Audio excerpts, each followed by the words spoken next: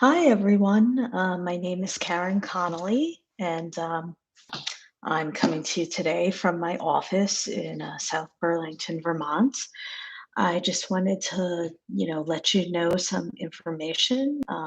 Some of you might know if you follow me on Facebook or Instagram or anything like that, that I have focused more on the travel business, and I now have a name, Balanced Explorations LLC, and I just got back from a couple of exciting trips. So I first went to Marina Del Rey, California. I stayed in the Ritz Carlton there.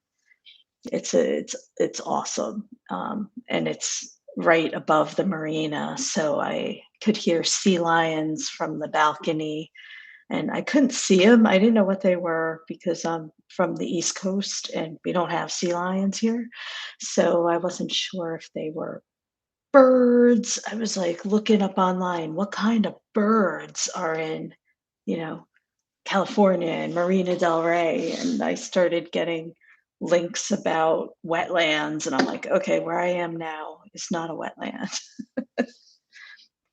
So it was awesome. I did take a walk down in the marina, and then I did actually see the sea lions at that point. And then just a couple of weeks ago, I went to Club Med Niche's Playa Esmeralda, an exclusive collection resort in Dominican Republic, and that's all inclusive. I got to, swim in the nice warm Atlantic side.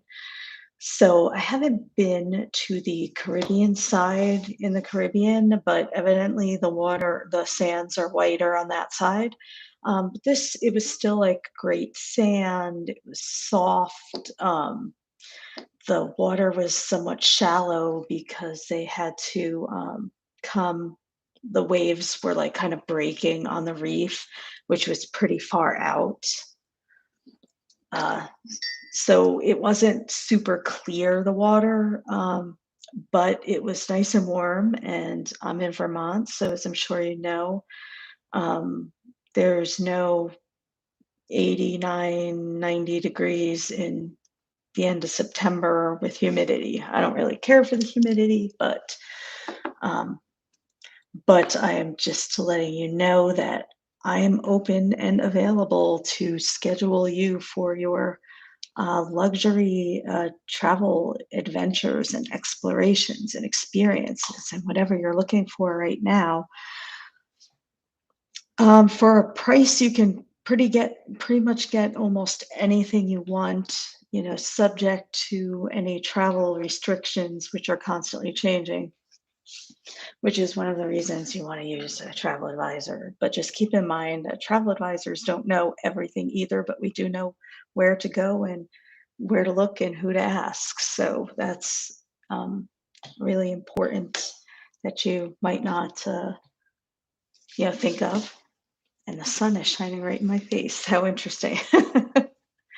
And I have an amazing opportunity coming up. I'm going to be going to Greece on a 10-day yacht cruise through Windstar on the Star.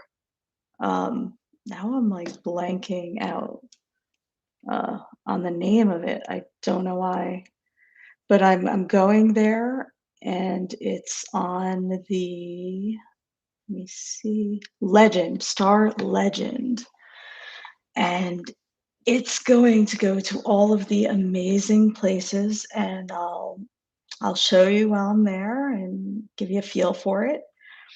And I'm so excited, and I have a couple of days at the end, so I might be able to go to some really, you know, interesting side tours, like maybe, possibly, not promising yet, but maybe like where the Oracle of Delphi is. There's the ruins and there's a museum and things like that. And there's also a temple of Poseidon, which is right by the water. So it sounds very, very exciting. This opportunity that I'm taking and I'm going. I just want to give a few little, just, I hope my computer is not going to shut off right now because I was updating it. But getting back to, I'll just give you a few little high level observations with travel over the past month. Uh, for me, it's been super easy. I do, I am vaccinated with the J&J shot, but no one has actually, they may have looked at the airport in Burlington before I left. I'm not even sure if they even looked at it. Um, but I had it in case I needed it. Um, but a lot of the countries are now having these like online forms that you have to fill out before you travel. And there was one for the Dominican Republic, and I believe there's one for Greece as well. But since I'm still like maybe 10 days out, I haven't actually done anything with that. So what what I've noticed is they really want you to fill it out before you get to the airport. They ask you for it. They when they check you in, and a lot of times in the US at least, they don't want you to check in until they have seen your passport and your make sure you have any other required forms filled out and that kind of thing. I don't It's been like I haven't traveled internationally since like 2017. So I don't remember if that is something new or different, but just a heads up, make sure you have a phone, make sure you have a phone that can access, you might want to have what I do is I have Verizon, so I have a travel pass on my phone. For every day I use it in these other countries, they charge me $10. So sometimes if I know I'm not going to need it, like I might shut it off while I'm on the cruise out in the water going from port to port because I'm doubting that there's going to be any cell signal on the boat. So and I will have access to Wi-Fi, so I will more than likely just do that and only turn it on for a few days during the trip and not the whole like 13 or 14 days. So, can decide for yourself about that. And and when I was getting on my flight to the Dominican Republic from JFK, did ask to see like my passport and the QR code from the form for the Dominican Republic, and I'm sure they're going to do the same thing because I'm taking the same airline too. So I'm sure they're going to have the same procedure in place for Greece, like making sure you show them the forms before they even let you travel, even though it says on, for example, the place I've been, Dominican Republic, even though it says on there that they have Wi-Fi at the airport so that you can fill out your forms there, the airlines are like they're like the gatekeeper, they're like the security guard. They're like not even letting you on the plane to go there until you filled it out and shown them. And I'm not sure if they scanned it or not, but it was because there's I've had so many flights over the last like 4 weeks or so. Um, and because they used to make you fill out those forms on paper. They used to like hand them out to you while you were on the plane, and you would fill them out, and then you would bring them into the customs or immigration or wherever you go when you first get off the plane. Where I was, it was in uh, the immigration, and they didn't ask to see my vaccination card, but I had it, and I did actually hand it to him, and he gave it back to me. Uh, so um, let me see some other things I've noticed. So that with the forms, a lot of things are. cashless, it's often easier if you could just pay for things in advance, like if you have any transfers or if you have anything that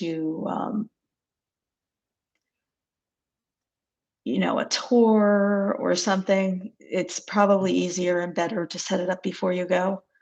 You might not be able to do every single thing because you might want to leave some free time to just explore. I know I like to do that.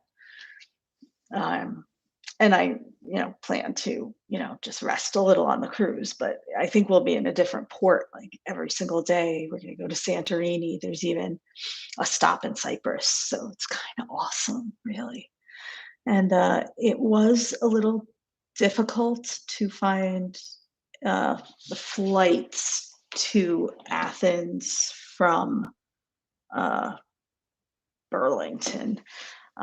So I guess keep in mind if you're going somewhere a little out of the way that it might be not really convenient timing for the flights, or there might be a lot of stops.